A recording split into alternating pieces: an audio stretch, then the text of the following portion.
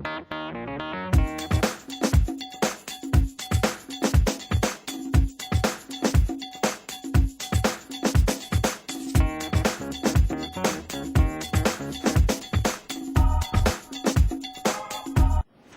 de las principales aportaciones de la crítica feminista a la teoría del discurso es la constante reelaboración de los presupuestos y el vocabulario con los que la propia crítica trabaja. Pensemos en la categoría de género. En un ensayo publicado hace ya más de 10 años, Griselda Gutiérrez recordaba que cuando las teóricas del feminismo construyeron dicha categoría, su preocupación era lo que dejaba invisible el término hombre usado para referirse a la humanidad en general. Esto es una marca sexual. Esta invisibilización de la marca producida por el uso del término hombre aparecía incluso en los textos críticos del humanismo antropologizante. Cito a Griselda Gutiérrez. Pero esta crítica, que descansaba en la operación de historizar, iba acompañada también de otra operación, marcar sexualmente. De manera que a la crítica antihumanista de corte estructuralista, las feministas no solo le cuestionaron que el sujeto con mayúscula fuese el principio fundante de lo existente, fuente del sentido y la verdad. También le dieron el tiro de gracia cuando develaron que el sujeto, como equivalente al hombre, tenía una marca genérica mediante la cual se ordenaba y justificaba la detentación del sentido y del poder de manera simétrica y excluyente, en sentido opuesto a la pretensión universalista declarada. Hasta aquí Griselda Gutiérrez. La conciencia de esa marca genérica, desde luego, implicaba la denuncia de que todo el sistema de significación androcéntrico estaba imposibilitado estructuralmente para pensar la desigualdad jerarquizada entre hombres y mujeres. Y por ello las feministas acuñaron la categoría de género para dar cuenta de que ese sistema de significación era parte del problema y por lo tanto habría que desplazarlo en términos prácticos y teóricos. Pero esa categoría, posteriormente, ha sido también puesta en cuestión por la propia crítica feminista.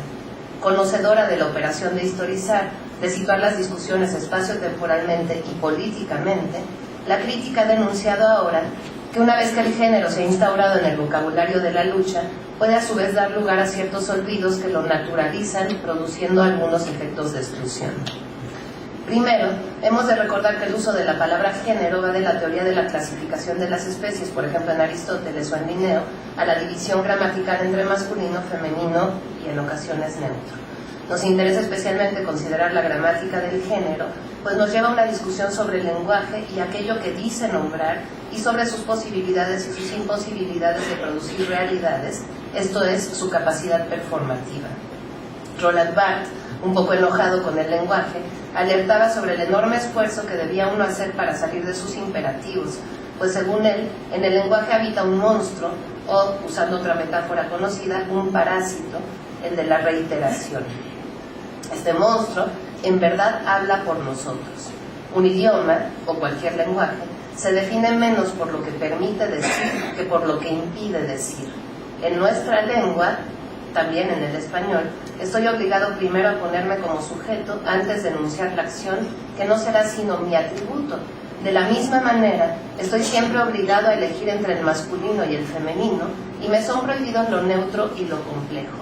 Toda lengua es una acción rectora generalizada. Esta es una cita de Barthes. Esta observación comporta desde luego la idea de que salir del lenguaje o salir de esta gramática y de esta sintaxis solo se logra violentándolo, haciéndole trampas o, de lo contrario, seguir confortablemente instalado en sus signos, diciéndolos, afirmándolos. Yo digo, yo afirmo, confirmo lo que repito. A partir de aquí tenemos dos propuestas a manera de tesis a desarrollar. 1. El género gramatical es a la vez una gramática y una política del género, un mecanismo que organiza, dividiendo o compartimentando el ámbito de lo decible y que naturaliza aquello a lo que se refiere. En este caso, el género asociado a la marca sexual. Desde el producto de una función gramatical, esa oposición produce y reproduce en cada acto de enunciación una realidad mediante la naturalización del sujeto de la enunciación, de la, de los, en todas sus variantes de género y número, interlocutores, o de la referencialidad. Esto último, la producción y naturalización de la referencialidad, se ha pensado también como una operación metonímica. la posibilidad de inversión entre una causa y un efecto. Segunda tesis a desarrollar. Por otro lado, la idea de la repetición o reiteración es importante, pues conlleva una reflexión sobre lo que Butler llama performatividad. Esto es una serie de actos repetitivos que producen aquello que supuestamente simplemente copian o reproducen. Cada acto, cada gesto, cada sonido, todos los movimientos de un cuerpo no copian la marca sexual genérica, sino que al reiterarla la siguen produciendo. Esta performatividad, la idea de que la repetición es una práctica discursiva o no, de que la repetición de una práctica discursiva o no produce los cuerpos, no es nueva. En general, muchos teóricos han dudado de una naturalidad corporal, de cuyos miembros o partes deberíamos esperar siempre las mismas funciones. Si preguntamos, ¿sirven los ojos para ver, las manos para agarrar? La mayoría de las veces llegaremos a la conclusión de que es una pregunta retórica, de que felizmente ya sabemos la respuesta. Pero lo chocante de la pregunta es una muestra de que ya no podemos imaginarles otras funciones. Esto no es así si desplazamos la cuestión sobre lo que es un cuerpo y en su lugar ponemos aquella otra que pregunta sobre lo que un cuerpo puede. Lo performativo y la repetición. En Cuerpos que importan, Butler sostiene que la performatividad siempre es la reiteración de una norma o un conjunto de normas y en la medida en que adquiere la condición de acto en el presente, oculta o disimula las convenciones de la que es una repetición. En un texto anterior, Butler habla de la performatividad en este mismo sentido y la refiere a los actos condicionados por una determinada normatividad sociohistórica que van haciendo los cuerpos marcados genéricamente. Podríamos pensar esta relación entre los actos performativos y la normatividad como una relación paradójica.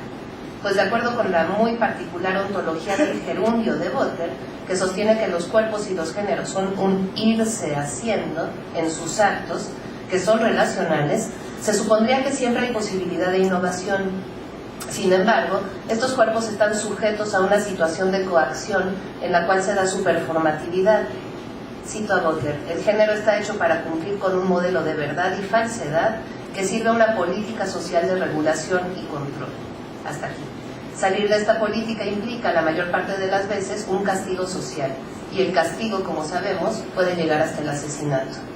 La repetición de los actos responde a este mecanismo de regulación y control social.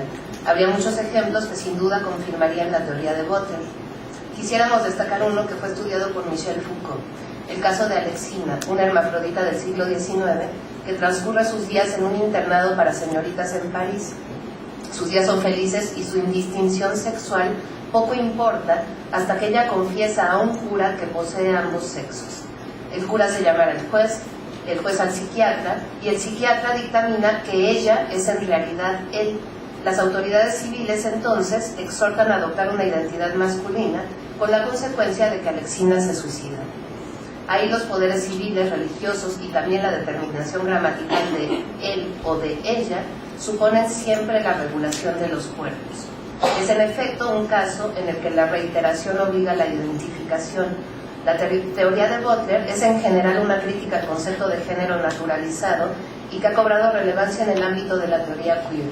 Sus preocupaciones, sin embargo, exceden dicha teoría y conciernen también a los cuerpos en general, a los que importan políticamente y a los que no, a los que responden a una gramática y a los que se resisten a su tiranía. La tarea de pensar todas y cada una de las relaciones por las cuales un cuerpo está ya determinado por una gramática o por una naturalización de sus actos es, por cierto, una cuestión crítica.